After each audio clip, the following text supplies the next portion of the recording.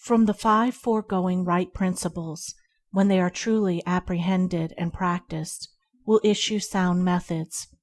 Right principles are manifested in harmonious action, and method is to life what law is to the universe. Everywhere in the universe there is the harmonious adjustment of parts, and it is this symmetry and harmony that reveals a cosmos, as distinguished from chaos. So in human life, the difference between a true life and a false life, between one purposeful and effective and one purposeless and weak, is one of method. The false life is an incoherent jumble of thoughts, passions, and actions. The true life is an orderly adjustment of all its parts. It is all the difference between a mass of lumber and a smoothly working, efficient machine. A piece of machinery in perfect working order is not only useful, but an admirable and attractive thing. But when its parts are all out of gear and refuse to be readjusted, its usefulness and attractiveness are gone, and it is thrown on the scrap heap. Likewise, a life perfectly adjusted in all its parts, so as to achieve the highest point of efficiency, is not only a powerful life, but an excellent and beautiful thing, whereas a life confused, inconsistent, discordant, is a deplorable exhibition of wasted energy. If a life is to be truly lived, method must enter into and regulate every detail of it, as it enters and regulates every detail of the wondrous universe of which we form a part. One of the most distinguishing differences between a wise man and a foolish man is that the wise man pays careful attention to the smallest things, while the foolish man slurs over them or neglects them altogether. Wisdom consists in maintaining things on their right relations, in keeping all things, the smallest as well as the greatest, in their proper places and times. To violate order is to produce confusion and discord, and unhappiness is but another name for discord. The good business man knows that system is 3 parts of success, and that disorder means failure. The wise man knows that disciplined, methodical living is 3 parts of happiness, and that looseness means misery. What is a fool but one who thinks carelessly, acts rashly, and lives loosely?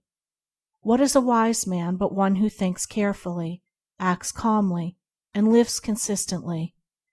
The true method does not end with the orderly arrangement of the material things and external relations of life. This is but its beginning. It enters into the adjustment of the mind, the discipline of the passions, the elimination and choice of words and speech, the logical arrangement of the thoughts, and the selection of right actions. To achieve a life rendered sound, successful, and sweet by the pursuance of sound methods, one must begin, not by neglect of the little everyday things, but by assiduous attention to them. Thus the hour of rising is important, and it's regularly significant, as are also the timing of retiring to rest, and the number of hours given to sleep. Between the regularity and irregularity of meals, and the care and carelessness in which they are eaten, is all the difference between good and bad digestion, with all that this applies, and an irritable or comfortable frame of mind, with its train of good or bad consequences. For attaching to these meal times and meal ways are matters of both physiological and psychological significance. The due division of hours for business and for play, not confusing the two. The orderly fitting in of all the details of one's business, times for solitude, for silent thought and for effective action, for eating and for abstinence. All these things must have their lawful place in the life of him whose daily round is to proceed with the minimum degree of friction, who is to get the most usefulness, influence, and joy out of life. But all this is but the beginning of that comprehensive method which embraces the whole life and being. When this smooth order and logical consistency is extended to the words and actions, to the thoughts and desires, then wisdom emerges from folly, and out of weakness comes power sublime. When a man so orders his mind as to produce a beautiful working harmony between all its parts, Then he reaches the highest wisdom, the highest efficiency, the highest happiness.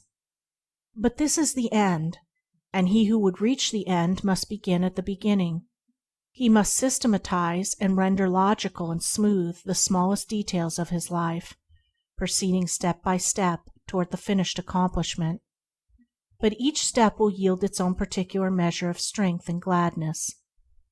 To sum it up, method produces that smoothness which goes with strength and efficiency. Discipline is method applied to the mind. It produces that calmness which goes with power and happiness. Method is working by rule. Discipline is living by rule.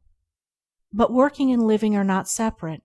They are but two aspects of character, of life. Therefore, be orderly in work, be accurate in speech, be logical in thought.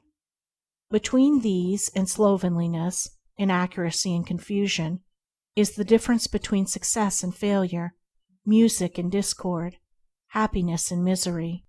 The adoption of sound methods of working, acting, thinking, in a word, of living, is the surest and safest foundation for sound health, sound success, sound peace of mind.